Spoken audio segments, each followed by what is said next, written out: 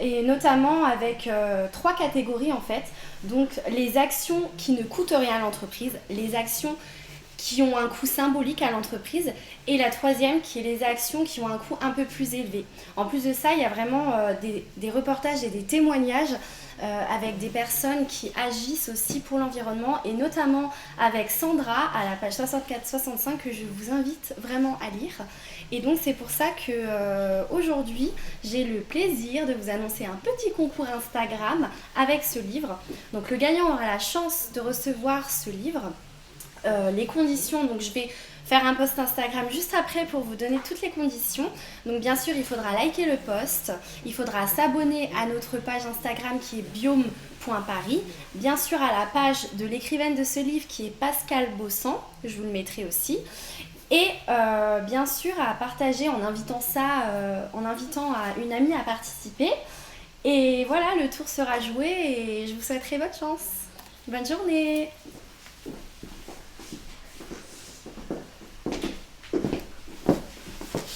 Bonjour tout le monde. Oui, comme Julien disait, il a failli me tuer hier, exprès ou pas exprès. En fait, je suis encore là, quelques petits bobos, le cou un peu en mauvais état. Mais enfin non, bien sûr, c'est pas Julien, c'est la voiture, ma voiture qui a fait quelque chose qu'il fallait pas. Mais voilà, tout va bien. On est là.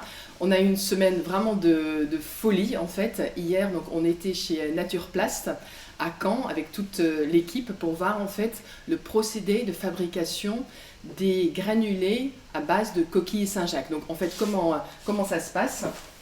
On va vous montrer de toute façon des petites vidéos et donc on va passer aussi avec la chaîne allemande ZDF, donc la plus grosse chaîne européenne. On aura un reportage d'ici 2-3 semaines. C'est une équipe pareil, super accueillante, super sympa, etc.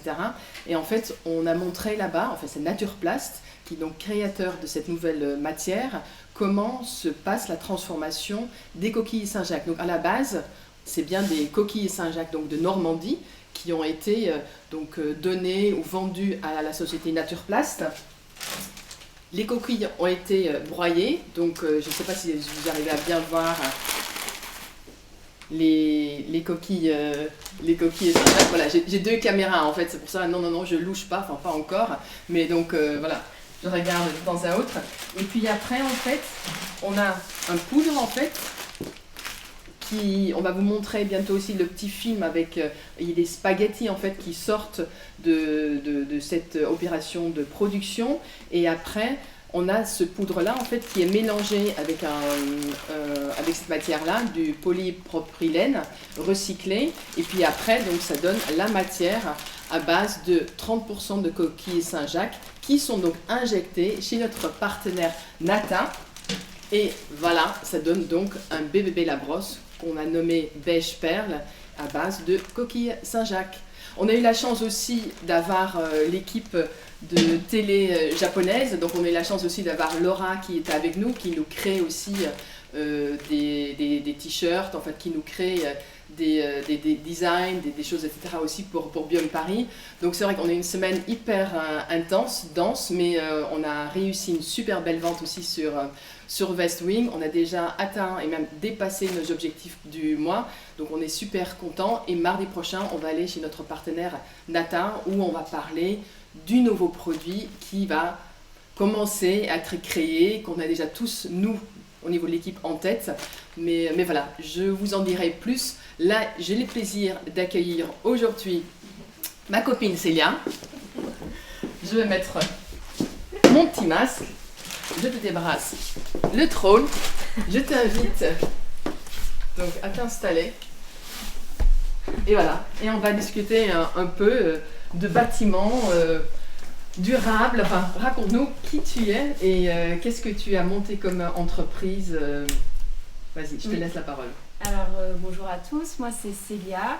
J'ai 26 ans. Je suis ingénieure de formation. Et à la base, je suis une ancienne salariée du monde industriel. Et c'est justement lors de ces expériences parisiennes que le monde du bâtiment s'est révélé à moi. Je trouvais que la ville manquait cruellement de nature. Et au bureau aussi, on n'était pas suffisamment sensibilisés aux gestes pour notre santé.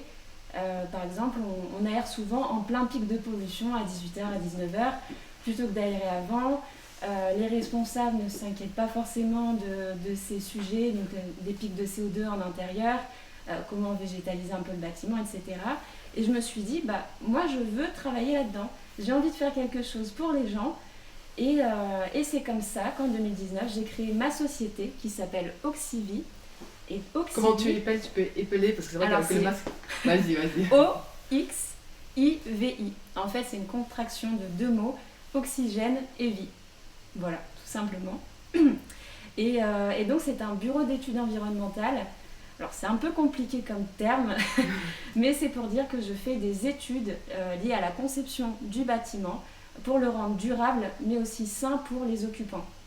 D'accord, très bien. Et en fait, est-ce que tu peux, là en ce moment, on a la chance de t'avoir, tu es venue de loin pour cette interview, c'est super sympa de ta part. Mais concrètement, tu peux nous dire un peu plus comment ça se passe rapidement et après quels sont les bénéfices pour la société qui fait appel à toi et ton équipe? Sûr. Alors, en quelques mots, il y a 4 branches développées. La première, c'est des études, donc lumière, énergie, qualité d'air, etc. La seconde, des analyses et des mesures pour mesurer en temps réel la pollution à l'intérieur des pièces. La troisième branche, de la formation à destination des institutions comme la FFB ou des écoles d'ingénieurs. Et la quatrième branche qui est liée aux audits, donc de la qualité de l'air ou énergétique. D'accord. Et je ne me rappelle plus la dernière question. Moi non plus, mais c'est pas grave, j'en ai plein d'autres. Et donc comment ça se passe en fait pour mesurer justement, par exemple, si demain en fait je te demande de faire un audit justement sur la qualité de l'air, comment tu procèdes? Tu travailles avec des partenaires ou est-ce que tu as tes propres outils? Comment ça se passe? Les deux, ça dépend ce qu'on va me demander. Donc pour l'aspect qualité d'air, effectivement, je vais avoir des partenaires qui sont des laboratoires avec lesquels je peux travailler. Donc ils vont me donner comme des échantillons. Moi, je vais faire tout l'aspect terrain, mesurer du coup sur une période donnée ou en temps réel les polluants dans l'air intérieur. Et ensuite, je leur envoie ces analyses qu'ils vont me retourner et puis ensuite moi je fais le travail d'analyse et de préconisation pour améliorer vraiment le confort à l'intérieur du bâtiment. Et c'était ça ta question. C'est ça, exactement. Et on revient sur les bénéfices, exactement, on arrive là. Oui, et les bénéfices, il y en a plusieurs. Donc le premier c'est de construire durablement, donc de limiter l'impact environnemental du bâtiment parce qu'il consomme énormément. Rien qu'en France, on consomme 45% d'énergie par exemple. Et améliorer la santé des personnes en intérieur. Il y a aussi un autre bonus qui est évidemment la revalorisation du bien immobilier, puisque dans le cadre de rénovation énergétique, on vient supprimer en fait cet effet de passoire pour vraiment construire des bâtiments très peu consommateurs d'énergie. Donc on va viser la classe A ou B. D'accord, donc il y a aussi un gain économique. Complètement. Oui. Donc en fait, tout va ensemble. Tout va ensemble, ouais. D'accord. Et tes clients, qu'est-ce qu'ils disent? Enfin, au bout de l'étude, qu'est-ce qu'ils disent? Au bout de quelques mois, quand tu reprends contact avec eux, qu'est-ce qu'ils disent? Est-ce que la mise en place de ces nouvelles mesures sont faciles? Comment ça se passe? Comment vivent les préconisations que tu leur fais? Comment ça se passe par la suite? Alors les préconisations se vérifient dans le temps, sur le long terme. Si je te donne un exemple, il n'y a pas longtemps, j'ai accompagné un couple parce que leur maison était très humide. C'était une vraie passoire thermique et donc il y avait des développements de moisissures sur certains murs. Auquel cas, donc les préconisations incluaient la ventilation parce qu'il n'y avait pas de renouvellement d'air intérieur. Ce qui fait que ça stagne, et comme ça stagne, l'humidité reste et ça attaque un peu les parois si tu veux. Donc ventilation, isolation, parce qu'il n'y avait aucune isolation sur certains murs. Les combles, parce que c'est important de penser au confort d'été. Souvent le problème c'est qu'on pense à l'hiver, on se dit c'est bien, je vais mettre mon matériau et je vais isoler. Ben oui, mais il y a aussi le confort d'été. Donc c'est plein de paramètres. À la fois acoustiques, environnementaux, et aussi le budget qui est important. Oui, bien sûr. Ouais. Donc voilà, ça se vérifie dans le temps, mais en général les gens sont contents parce qu'on vient justement diminuer la consommation d'énergie et en même temps on vient limiter les pertes de chaleur si tu veux. D'accord. Voilà. D'accord, mais ça c'est super intéressant, mais là tu disais aussi, donc tu le fais aussi pour des particuliers. Des particuliers, alors je travaille essentiellement avec des architectes au niveau de la conception, donc au niveau des études, des entreprises de rénovation pour justement les accompagner pour les audits énergétiques, mais les particuliers ou les promoteurs immobiliers. D'accord. Donc là par exemple il y a des personnes qui nous regardent et s'ils trouvent ça intéressant, où est-ce qu'on peut trouver tes coordonnées? Est-ce que tu es sur internet? Est-ce que tu as un site? Oui, j'ai un site internet sur Oxivi, donc il y a directement mes coordonnées. Oxivi.fr Oxivi.fr, oxivi.fr. L'adresse mail c'est contact au singulier @oxivi.fr.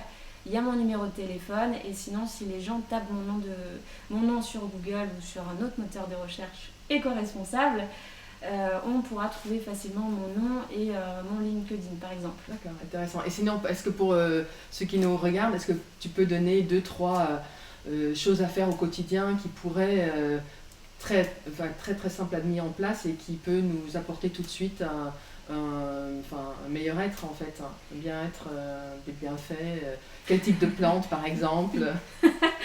Alors, la première action qui est la première et essentielle va viser le renouvellement d'air pour évacuer les polluants et réintégrer de l'air neuf à l'intérieur du bâtiment. Donc pour ça, on aère, il n'y a pas de secret, notamment pendant les pics de pollution. Donc par exemple, quand on cuisine, quand on prend sa douche, quand on fume, et l'idéal c'est de fumer dehors évidemment. De ne pas fumer du tout. Chez nous c'est un critère de recrutement, chez moi il n'y a personne qui fume. Le mieux évidemment c'est de ne pas fumer, mais pour les fumeurs on fume au balcon, dans le jardin, voilà. Un second conseil, qu'est-ce que ça pourrait être? Au niveau des plantes par exemple, souvent on dit voilà, il faut végétaliser, oui, mais il y a des plantes il y a des plantes qui sont toxiques et il y a des plantes qui ont plus de bénéfices que d'autres. Est-ce qu'il y a une plante en particulier qui... Alors il y a du vrai, il y a du faux là-dedans. Okay. Si on se réfère à l'étude de l'ADEME par exemple, ils nous ont dit que les effets des plantes ne sont pas suffisamment importants dans une pièce pour qu'on puisse effectivement voir un bénéfice. Donc il y a du vrai, il y a du faux. C'est vrai notamment en laboratoire, il y a des vrais effets. Par contre, dans le cadre d'un espace avec des personnes, la ventilation, etc., tout ce qui se passe, on n'a pas suffisamment de recul pour dire oui, cette plante va améliorer ta santé. Et donc l'ADEME préconise, avant d'avoir recours aux plantes, de renouveler son air. Donc ça passe par la ventilation, mais aussi l'action humaine qui va passer par nous, donc les bons gestes, diminuer sa pollution, donc tout ce qui est bougie, parce que ça pollue, tout ce qui va venir brûler, tout ce qui va être donc cuisson, faut aérer après, évacuation de l'humidité, chauffer un minimum, parce que certains se disent je ne chauffe pas, comme ça je ne paye pas. Ah bah oui, mais derrière l'humidité, développement de plein de choses à l'intérieur, donc c'est pas aussi simple que ça malheureusement, mais déjà si on diminue la pollution et qu'on aère, normalement ça devrait on devrait avoir des effets positifs. D'accord, c'est super intéressant. Maintenant on passe, tu es sur le trône et on t'a posé la question déjà, mais à quoi tu penses quand tu es sur le trône? Est-ce que tu penses à quelque chose ou est-ce que justement, raconte-nous.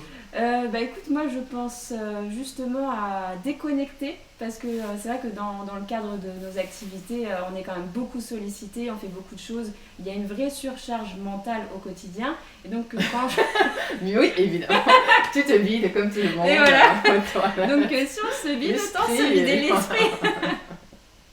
Voilà. D'accord, et tu as une anecdote à raconter sur les toilettes ou sur l'univers des toilettes ou sur des personnes qui ont déjà posé, j'en sais rien, justement sur la qualité de l'air dans les toilettes, je sais pas. Non, je sais pas, ça me vient comme ça. Alors des anecdotes, non, je pourrais en raconter, mais elles sont malheureusement techniques, elles sont pas très, elles vont pas être très très joyeuses. Oui, mais très bien, c'est super. Est-ce que tu avais quelque chose à dire? Est-ce que pour te trouver, donc on a bien compris qu'il y a un site internet, que voilà, Célia et toute son équipe sont disponibles, pas 24/24, mais quand même très disponibles, je sais parce qu'on échange pas mal. Là d'ailleurs, elle va repartir. Enfin, tu peux en dire un peu plus, voilà, dès 14h, donc voilà, c'est très intense pour elle aussi. Et voilà, donc je te remercie beaucoup. C'était très sympa de t'avoir sur notre troll. Et puis je dis au revoir à tout le monde. Et à la semaine prochaine, on aura un autre invité. Et oui, c'est Adelaine, mon pote Adelaine, que toi aussi tu connais, je t'ai mis en relation avec lui. Et pareil, ça va être un moment très sympathique et, voilà, et de détente. Donc à bientôt. À bientôt. Bravo. Super. Merci. Merci à toi.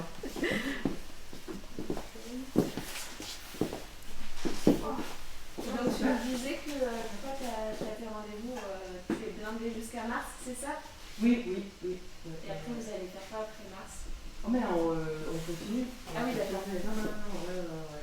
Là on a donc Athènes qui vient, on a Genève, enfin, on a mon pote Jean-Baptiste. Voilà, il y en a pas mal qui... c'est ça, mais c'est ce que tu disais. Après, j'espère vraiment en sortant de ce confinement, avril, mai, tu vois, quand on a des petits trucs sympas le soir, apéro, et puis échange entre entrepreneurs. C'est sympa. Mais il y a des gens en plus qui... Voilà, on tient tous à l'environnement, on a tous envie de créer des emplois, enfin, surtout on n'est pas de rester en commun, et dans le partage, tu vois, la communication ensemble. Oui, complètement. Ça c'est cool, quoi. Oui. Bah écoute, de mon côté, je vais relancer Olivier. Parce que pour le coup, il voulait te commander des t-shirts et des brosses. Donc c'est un contact à pas louper. Et puis lui, il préconise... il revend...